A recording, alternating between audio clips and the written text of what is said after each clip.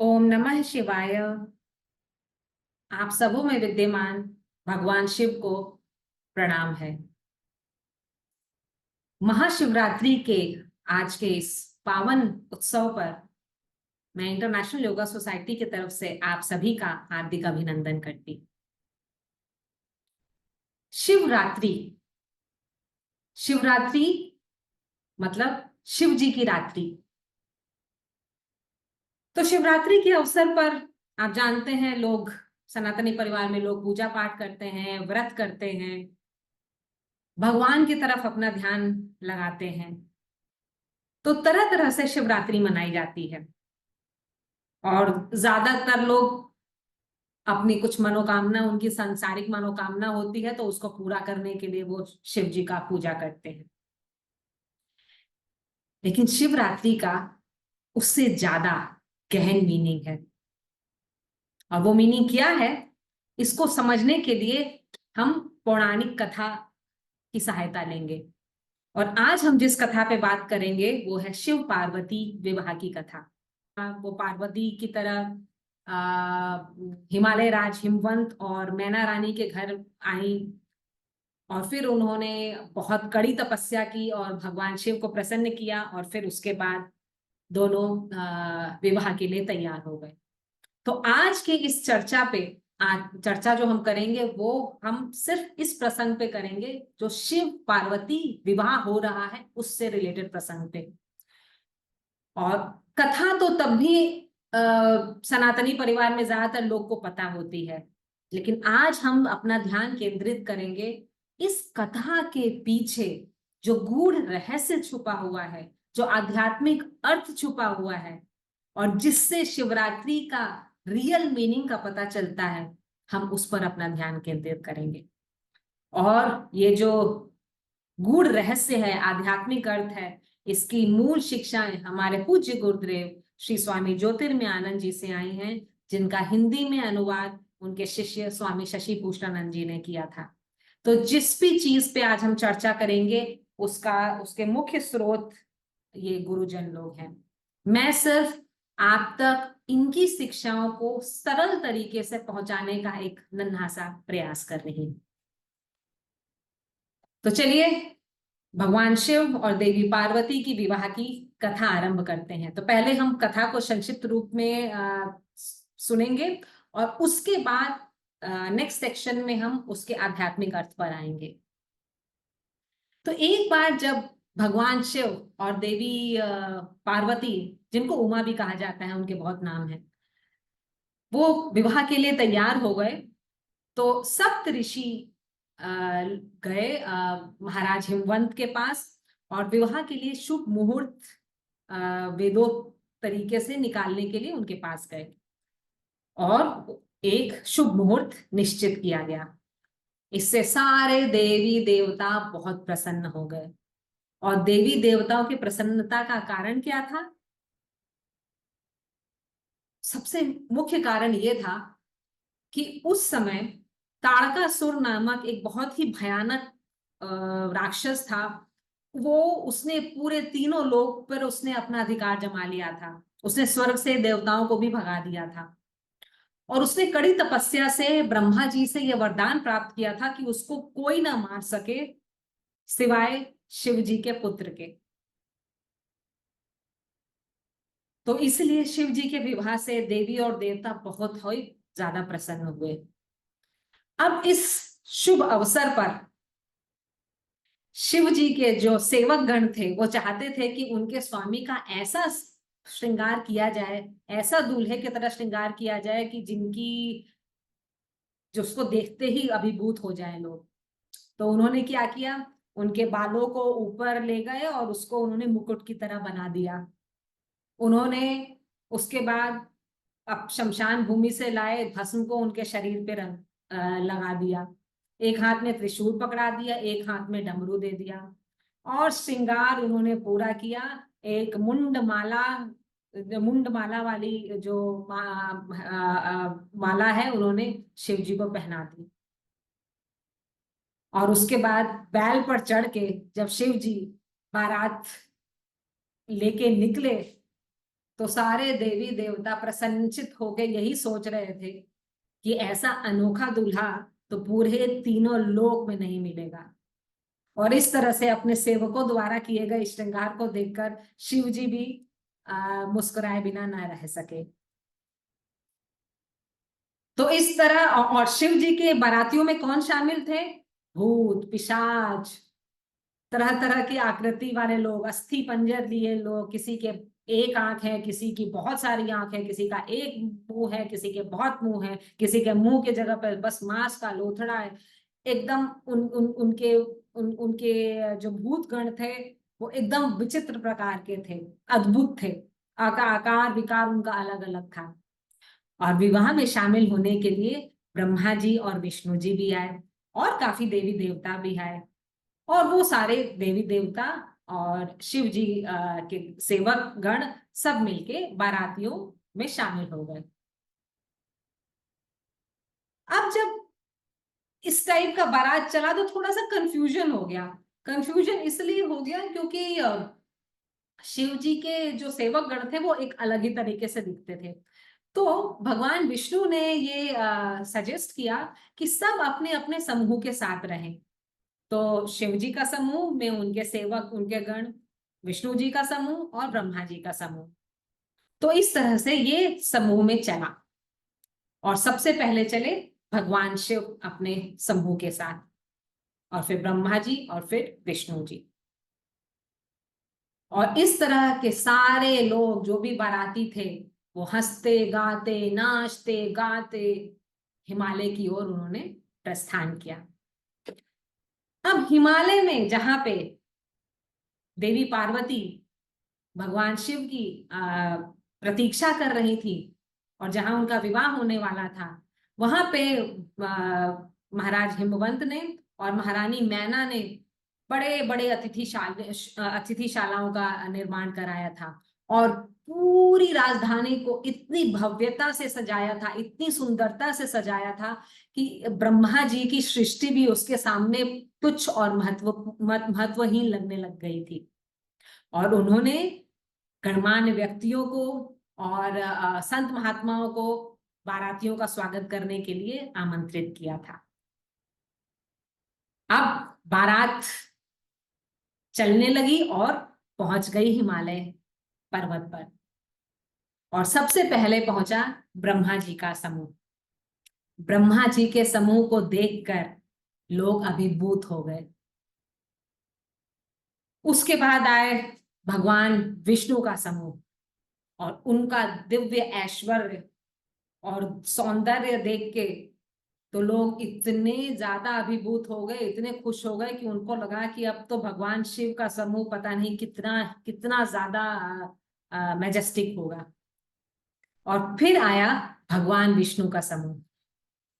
अब भगवान विष्णु के समूह में जैसे हमने बात की, भूत प्रेत पिशाच सब ऐसे थे। तो ऐसे में जो लोग बालक थे या जो लोग अपरिपक्व थे वो लोग डर के इधर उधर भागने लग गए। कुछ लोग ही जो समझदार थे, परिपक्व थे, वो वहां रुके और उन्होंने शिव जी के समूह का स्वागत किया और जहां उनको ठहराने की व्यवस्था थी वहां उनको ले गए। अब ये सोच के ये महारानी मैना भी बहुत डर गई थी ये सब देख के कि शिव के समूह में ये भूत पिशाच, क्योंकि वो सब कुछ शंका की दृष्टि से देख रही थी तो सब कुछ उनको बहुत डरावना नजर आया। तो ये समझ के कि महाराज हिमवंत और महारानी मैना इससे दुखी होंगे, नारद और सप्त ऋषि महल में गए और वो महाराज हिमवंत और महारानी मैना को उन्होंने समझाया। उन्होंने बताया कि ये देवी पार्वती ये कोई साधारण कन्या नहीं है, ये पिछले जन्म की सती हैं और वो परम शक्ति हैं। वो हमेशा शिव के संग रहती हैं, तो कभी उनका शिव से विवाह है वो तो निश्चित ही है और वो कभी उनसे अलग होती ही नहीं। और शिव जी के बारे में उन्होंने बताया कि कैसे वो परम पिता परमेश्वर हैं, वो पर ब्रह्म का ही एक रूप है और उनके बाहरी रूप में अगर आप जाएंगे तो उनका सुंदरता आप नहीं देख पाएंगे। वो सत्यम शिवम सुंदरम है, परम जगत में सुंदरता प्रदान करने वाले, परम जगत को समृद्धि प्रदान करने वाले हैं। तो अगर सिर्फ बाहरी आवरण को आप शंका के साथ देखेंगे तो आप उनके अंदर की सुंदरता नहीं देख पाएंगे। इस तरह से समझकर महारानी मैना और महाराज हिमवंत बहुत प्रसन्न हुए, और फिर जो विवाह की जो भी तैयारियां थी वो हो गई थी, और अब विवाह शुरू हुआ। तो जो हमारा देवी पार्वती हैं, वो अपने मन में भगवान शिव को लिए हुए वो सकुचाती हुई मंडप में आई, और पूरे वेदों से, वेद विधि से, विधि विधान से यह विवाह संपन्न हुआ। और जब यह विवाह संपन्न हुआ तो सारे देवी देवता तरह तरह के म्यूजिकल इंस्ट्रूमेंट बजाने लग गए, और भगवान शिव की जय, देवी पार्वती की जय करने लग गए। विवाह संपन्न होने के बाद भगवान शिव देवी पार्वती को लेकर अपने कैलाश वापस आ गए, और कैलाश आने के बाद उन दोनों ने अपना बहुत ही परम आनंद के साथ कैलाश पर्वत पे वो लोग रहने लगे, और ऐसे आनंद का अनुभव किया जिसकी डिस्क्रिप्शन ह्यूमन तरीके से करना बहुत मुश्किल है। कुछ समय पश्चात उनके पुत्र हुए कार्तिकेय जी, जो सुब्रमण्यम भी कहलाते हैं, और छोटी उम्र में ही उन्होंने ताड़कासुर के विरुद्ध युद्ध छेड़ दिया और उसका संहार किया, और पूरी दुनिया में फिर सुख शांति वापस आई। तो ये था शिव पार्वती विवाह की कथा, जो शाब्दिक अर्थ में आप लोगों ने कहीं ना कहीं जरूर सुनी होगी। अब आते हैं उसके अंदर छिपे हुए जो आध्यात्मिक अर्थ है, उसको समझने का प्रयास करते हैं। आज शिवरात्रि है, शिव जी की रात्रि है, तो जो रियल मीनिंग है शिवरात्रि का वो इस कथा के माध्यम से दिया गया है, उसको हम समझने का प्रयास करते हैं। और जैसा मैंने पहले बताया, ये हमारे पूज्य गुरुदेव श्री स्वामी ज्योतिर्मयानंद जी के टीचिंग्स का है, जिसका हिंदी में अनुवाद स्वामी शशि भूषण जी ने किया था। तो शिव पार्वती के विवाह को सबसे पहले तो उन लोगों को एक सामान्य मानव नहीं समझना है, और उनके विवाह को भी सामान्य विवाह नहीं समझना है। उनका विवाह क्या दर्शाता है? उनका विवाह दर्शाता है कि मानवीय चेतना में, ह्यूमन कॉन्शियसनेस में जो फेस्टिविटी होती है, और वो फेस्टिविटी कब होती है? जब आपका नॉलेज इंट्यूटिव नॉलेज हो जाता है, आपकी मति या बुद्धि सन्मति में बदल जाती है, और जो आपके अंदर का जीव है वह शिव के रूप में अपनी पहचान उद्घाटित कर लेता है। तो जो दिव्य उत्सव आपके ह्यूमन कॉन्शियस में होता है, मानवीय चेतना में होता है, उसको शिव पार्वती के विवाह के उत्सव की तरह समझाने का प्रयास किया गया है। इसको थोड़ा और डिटेल में समझते हैं। हम कहानी के थ्रू जाएंगे और उसके बाद समझेंगे कि इसका मतलब है क्या। तो आपने देखा, भगवान शिव चले अपनी बारात लेकर, उनके लोगों ने उनको तरह तरह से सजाया, और हमारे दूसरे वीडियो में आपने देखा है कि भगवान शिव के इस रूप का अर्थ क्या है, तो उस पर अभी हम चर्चा नहीं करेंगे। तो ये जो भगवान शिव का समूह है, ये जो भगवान शिव का समूह, ब्रह्मा जी का समूह, विष्णु जी का समूह, ये जो चला हिमालय की राजधानी के तरफ झूमते गाते, इसका एक बहुत इंपॉर्टेंट इम्प्लीकेशन है। वो क्या है?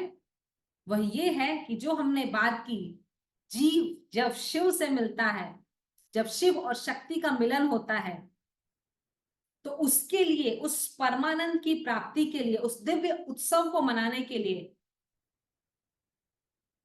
जो एक साधक होता है वो साधना करता है। और जब वो साधना करता है तो उसकी जो स्पिरिचुअल लाइफ है, आध्यात्मिक जीवन, 3 अवस्थाओं से गुजरते हैं जो एक क्रम में आती है। तो पहला जो क्रम है, पहली जो अवस्था है, पहले क्रम में आती है पहली अवस्था, वो है शिव जी का समूह। और शिव जी का समूह क्या दर्शाता है?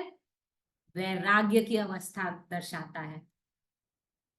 वैराग्य की अवस्था, जहां जो भी आप बाहरी जीवन में, जो भी आप ऊपरी आडंबर देख रहे हैं, ऊपरी दिखावा देख रहे हैं, वह सब के पीछे जो छुपा है वह दिखने लगता है। ऐसे सब, ये वैराग्य की अवस्था को हम ऐसे एक्सप्लेन कर सकते हैं, ऐसे समझ सकते हैं, जैसे मान लीजिए एक एक्सरे विजन मिल गया है और आप ये अच्छे से देख सकते हैं कि जितने लोग ये बाहर घूम रहे हैं, ऊपरी सजावट कोई भी कर ली हो, कितना मेकअप कर लिया, अच्छे अच्छे आभूषण पहन लिए हो, अच्छे कपड़े पहन लिए हो, लेकिन अंदर सब के सब अस्थि पंजर ही हैं, सारे स्केलेटन हैं, उसके अलावा कुछ नहीं है। ये पंचभूत को मिला के जो आपके अंदर की आत्मा है, उसने ही इस शरीर का निर्माण किया है। ये सारे अस्थि पंजर, ये स्केलेटन का निर्माण किया है। और ये एक विचित्र जो संकल्प है, जो डिवाइन विल है, ईश्वर की इच्छा है, उससे ये सारे काम कर रहे हैं। और इसका ये नहीं कि कोई एक ही जगह, दुनिया में आप कहीं पे चले जाएं, किसी भी कंट्री में चले जाएं, किसी भी देश में आपकी वेशभूषा ऊपर से अलग हो सकती है, कुछ भी अलग हो सकता है, लेकिन फाइनली ये दुनिया का हर कोना वो 5 भूत से ही बना है। सब कुछ पंचभूत ही है जो फाइनली अस्थि है। और साथ में आप ये भी समझने लगते हैं कि ये जो मानवीय संबंधों में ये जो मित्रता और सद्भाव की भावना ऊपरी ऊपरी जो दिखाई जाती है, उसके अंदर लोभ, अहंकार, स्वार्थ ये छुपा हुआ है। आपने अपने जीवन में खुद ही देखा होगा कि जितने बहुत बहुत तरह के लोग बड़े अच्छे से आपसे बात करते हैं, कुछ करते हैं, जिसको बड़े काम भाषा में बोलता है काम निकालने के लिए, और जैसे ही काम निकल जाता है वैसे ही चीजें खत्म हो जाती है, लोभ स्वार्थ खत्म हो जाता है। तो ये सारी एक दूसरे से समता, एक दूसरे से सद्भाव, ये सब खत्म होने लगता है। तो ये सब चीजें जब होने लगती हैं तो साधक के सामने जीवन की जो कड़वी सच्चाई है वो आने लगती है। जो विभत्स समाज में जो फैला हुआ है, वो दिल दहलाने वाली चीजें उसको देखने लगती हैं, और जिससे उसके मन में वैराग्य उत्पन्न होता है। और तब उसको समझ में आता है कि जिन व्यक्ति, वस्तु, उपलब्धियों के पीछे वो दौड़ा चला जा रहा है, उसके ऊपर एक मूल्यवान सुहावना सा मुखौटा लगा हुआ है, लेकिन वो सारी चीजें अपने विनाश की ओर दौड़ी चली जा रही। चाहे वो व्यक्ति हो, वस्तु हो, कुछ कोई भी उपलब्धि हो, इस दुनिया में कोई भी उपलब्धि लंबे समय तक नहीं रही है। टाइम एंड स्पेस के अंदर, दिक काल के अंदर जो भी है उसका विनाश निश्चित है। तब वो समझता है कि मैं किस चीज के लिए भाग रहा हूं, कुछ मिलेगा भी तो वो तो रहेगा ही नहीं। आप अपनी लाइफ में ही देख लीजिए, कितना भी ऊपर आए, नीचे आना ही आना है। कोई भी पूरे लाइफ भर उसके पास सिर्फ अच्छा ही नहीं रहता है, या हमेशा हमेशा के लिए चीजें नहीं रहती हैं, वो चीज का विनाश होना ही है। ये बड़े बड़े राजा हुए जिन्होंने पूरी पृथ्वी पर उनको राज करना था, किया, क्या हुआ, कहाँ है आज वो, कहाँ गई उनकी संपत्ति, धूल मिट्टी में मिल गए हैं वो। तो इसी तरह सब वस्तुएं, सब चीज विनाश की तरफ जा रहा है। तब उसको वैराग्य जगता है कि मैं किस चीज के लिए भाग रहा हूं, मैं किस चीज के लिए अपनी अपना फिजिकल हेल्थ तो है ही, मेंटल हेल्थ, मानसिक शांति गंवा रहा हूं, मैं सारी अपनी सुख शांति सब कुछ जा रहा हूं, किस चीज के लिए कर रहा हूं। और कभी कभी तो आप जिस चीज के लिए इतनी मेहनत करते हैं वही चीज आपके दुख का भी कारण बन जाती है, और बाद में विनाश तो होती ही होती है। तो ये सब जब पता चलता है साधक को, तो उसमें वैराग्य उत्पन्न होता है। और ये ही दिखाते हैं शिव जी का समूह। और इसको देखना आसान काम नहीं है। जीवन की कड़वी सच्चाई, सचमुच की सच्चाई को झेल पाना सबके बस की बात नहीं है। इसलिए जब शिव जी का समूह आया तो कुछ लोग जो अपरिपक्व थे, समझदार नहीं थे, वो डर के भाग गए।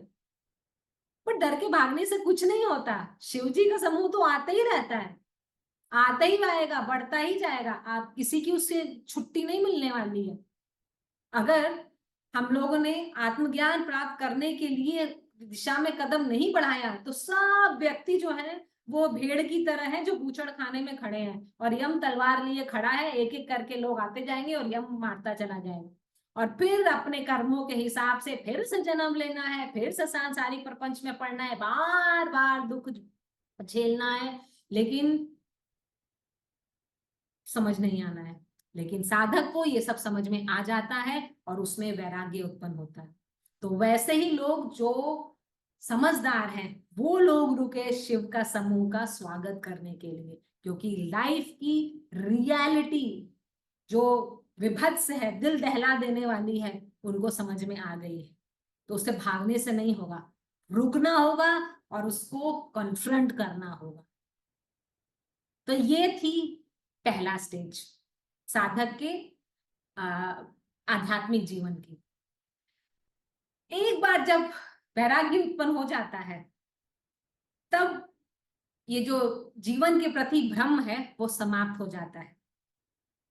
जीवन के प्रति भ्रम समाप्त होने का मतलब ये नहीं है कि हम जो कर रहे हैं वो करना छोड़ दें, बंद कर दें, कि ये तो कुछ भी नहीं है। नहीं, वो सब नहीं है।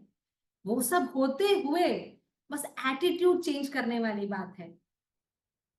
फिर आपके अंदर इंस्पिरेशन जगती है, आध्यात्मिक प्रेरणा जगती है कि मुझे इन सारी चीजें जो खुद खत्म हो जाने वाली है, मैं उसके पीछे अपना जीवन क्यों बर्बाद करना हो। बचपन से लेकर बुढ़ापे तक पूरा जीवन व्यतीत कर दिया, बुढ़ापे में तो जो कष्ट हुआ सो हुआ ही, और उसके बाद जब मृत्यु शैया पे पड़े हैं तब सोच रहे हैं किया क्या हमने, पाया क्या हमने, और मानव जीवन ऐसे ही गंवा दिया। और मानव जीवन तो वैसे ही कितने मुश्किल से मिलता है। हमारे शास्त्रों में लिखा है 84 लाख योनियों के बाद मानव जीवन मिलता है, जिसमें आप उन्नति कर सकते हैं। बाकी जीवन तो भोग योनि है, कीड़े मकोड़े तो बस भोग लेते हैं, मर जाते हैं। लेकिन ये बात जब तक पता चलती है तब तक बहुत समय, तब तक पूरा जीवन ही निकल चुका होता है। और इसीलिए हमारे ऋषि संत, हमारे पूज्य गुरुदेव स्वामी ज्योतिर्मयानंद जी बार बार यही समझाते हैं। कथा पे वापस आते हैं।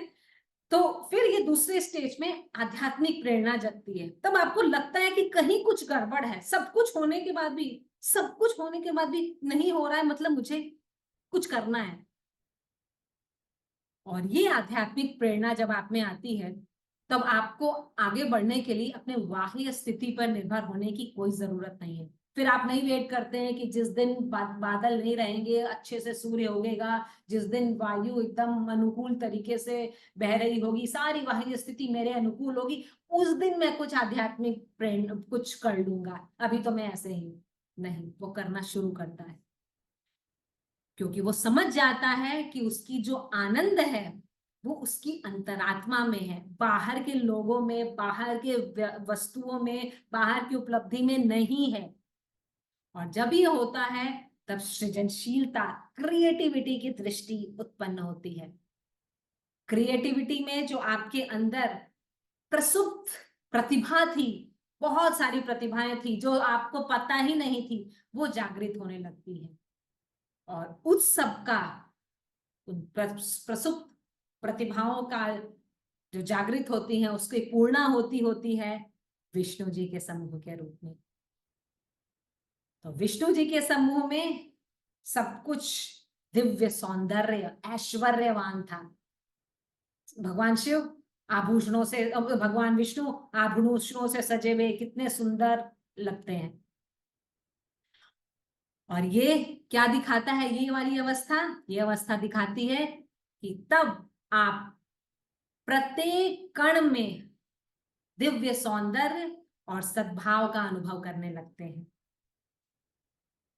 तब आपको पूरे अपने आसपास पूरे ब्रह्मांड में प्रत्येक कण में परमात्मा का विद्यमान होने का आप अनुभव करने लगते हैं। तब आप सेंसिटिव हो जाते हैं, तब आप समझते हैं छोटी छोटी चीजों को ही देखिए, इतना बड़ा संसार चला आ रहा है। एक पेड़ देखिए, नीचे से पानी लेता है, रूट ऊपर जाता है, पत्तियों तक चलता है, पेड़ पौधे बनते हैं, उससे फल उगते हैं, फल नीचे गिरता है, सब कुछ कैसा। आप अपनी एक मानव को ही देख लीजिए, कितनी प्रणालियां काम कर रही हैं। नर्वस सिस्टम काम कर रहा है आपका, आपका रेस्पिरेटरी सिस्टम का, सारे सिस्टम एक साथ काम कर रहे हैं। कौन कर रहा है? आप कर रहे हैं। और एक नहीं, सारे लोग में हो रहा है। और ये तो पृथ्वी का ही है। पृथ्वी के अंदर सिस्टम कितने हैं वो तो अलग ही है, कितना इंटेलिजेंट सिस्टम है। पृथ्वी के बाहर ये सूर्य हैं, ग्रह हैं, और पता नहीं अनगिनत कितना ब्रह्मांड है। और इन सब में जो दिव्य सौंदर्य, जो सद्भाव छुपा हुआ है, जो जो वो करुणामय हाथ है, वो आप देखने लगते हैं उसके पीछे।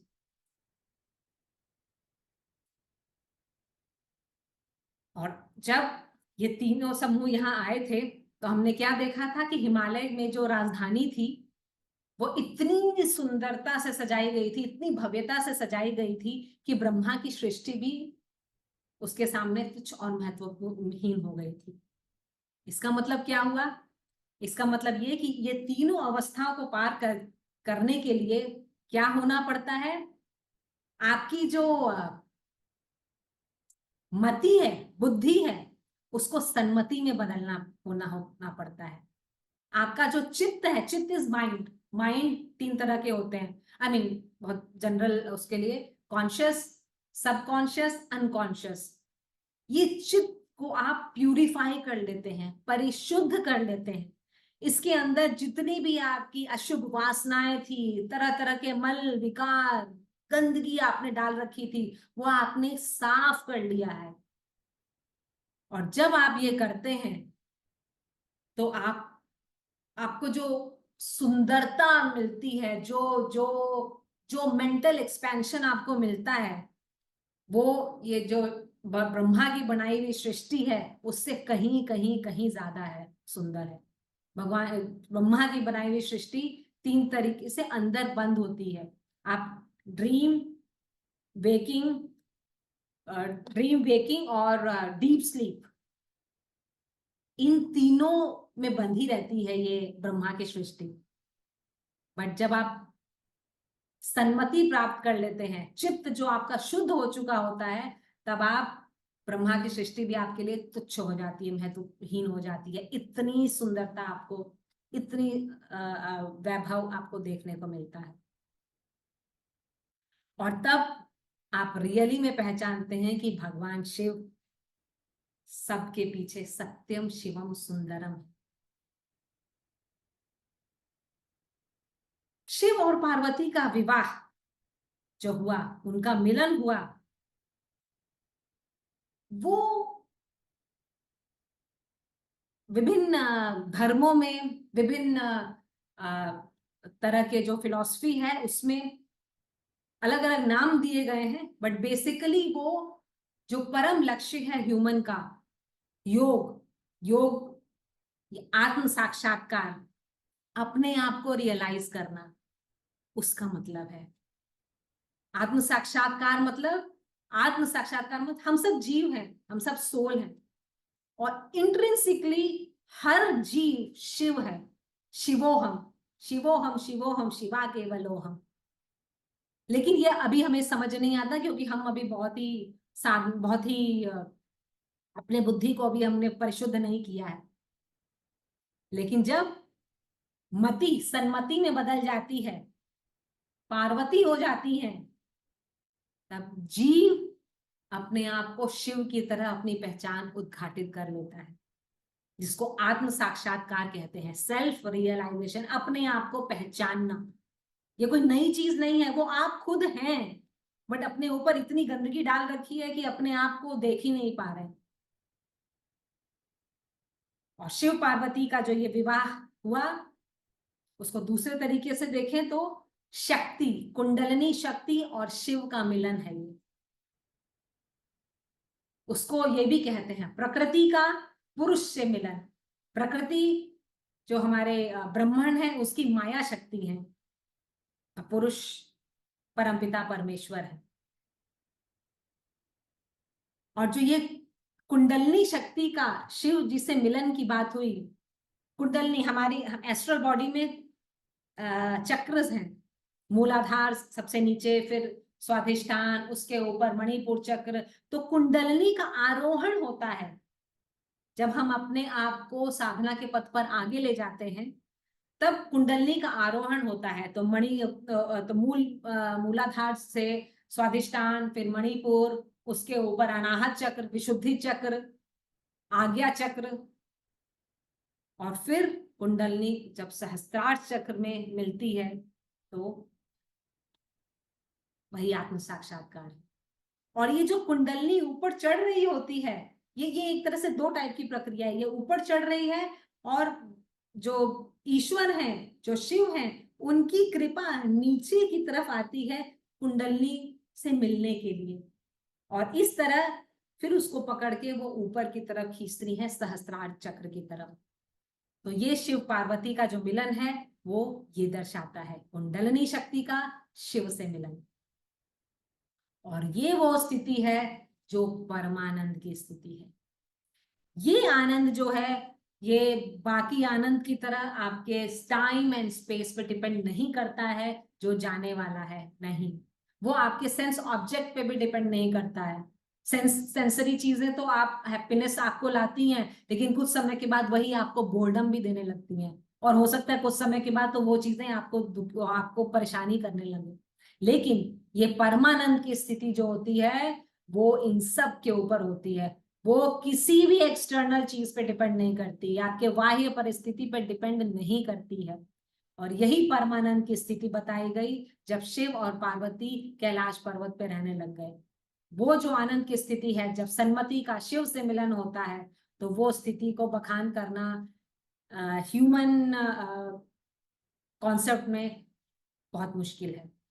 उसको बहुत एक छोटे तरीके से भी बताया जाता है कि मान लीजिए आपको पूरे पृथ्वी का राजा बना दिया जाए, निष्कंटक राज हो, आपको कोई आप पर हमला नहीं कर सकता है, पूरी जिंदगी आप जितना चाहें उतना रहे, जो मनाए वो भोगे।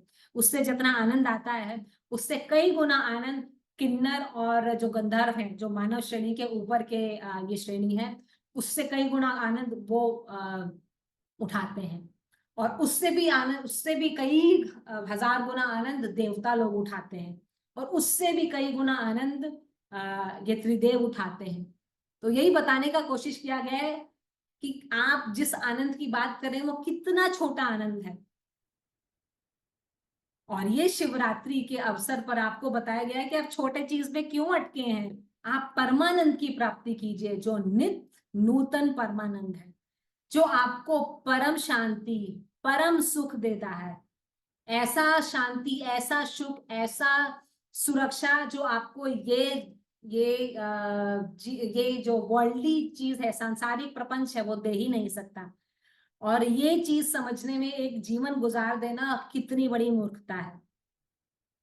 शिवरात्रि हमको बताती है कि ये नित्य नूतन परमानंद जो कभी समाप्त नहीं होने वाला है, हमेशा हमेशा रहने वाला है, उसको प्राप्त करने की कोशिश कीजिए।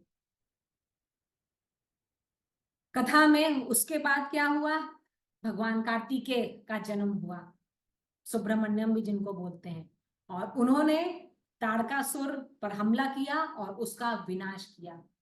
ये क्या दर्शाता है कि जब आपके अंदर ये अंतःप्राज्ञिक ज्ञान, इंट्यूटिव नॉलेज, सन्मति जगती है, तो उससे आप अज्ञान मीन्स ये जो तारकासुर है वो इग्नोरेंस है। इग्नोरेंस, अज्ञान, जो आप खुद नहीं जान रहे हैं कि आप जीव हैं लेकिन आप शिव हैं, शिवोहम, उसकी वो समाप्ति कर देता है अज्ञान की। और जब इस अज्ञान की समाप्ति होती है तो जीव परम मुक्ति की स्थिति में आता है। तब जिसको हमारे ऋषि, महान संत लोग आत्म साक्षात्कार बोलते हैं, परम मुक्ति बोलते हैं, इस सांसारिक प्रपंच से निकल जाने की बात, उस उतना परमानंद को प्राप्त करने की बात जो भी हमने पहले की थी, जिसकी कल्पना भी नहीं की जा सकती है। इस परमानंद को एक और तरीके से बताया जाता है कि अगर आप पूरे महासागर, इस पृथ्वी के महासागर को ही चलिए कंपेयर कर लें, तो इस महासागर जो परमानंद का महासागर है, उसमें अगर आपको इस पृथ्वी का राजा भी बना दिया जाए तो वो आनंद हो गया इस महासागर के अंदर एक छोटा सा कंकड़ जो पड़ा हुआ है वैसा। तो हम उस कंकड़ के पीछे पड़े हुए हैं और पूरा परमानंद का सागर हमारे सामने लहरा रहा है। और यही है इस शिवरात्रि का रियल मैसेज। ठीक है, आप अपना पूजा पाठ कीजिए, इस सांसारिक जो भी आपको उपलब्धि प्राप्त करनी है उसके लिए भगवान शिव से प्रार्थना कीजिए, लेकिन वहां तक मत रुकिए, क्योंकि वो भी जो भी आप करना चाहते हैं अगर वो प्राप्त भी आपको हो जाए तो वो कुछ समय बाद, कुछ भी समय, महीना, सालों या किस्मत, उसका विनाश होना ही होना, चाहे वो आप कुछ भी मांग रहे हैं। और अगर वो नहीं भी समाप्त होगी तो आपको तो आपके शरीर को तो समाप्त होना ही होना है।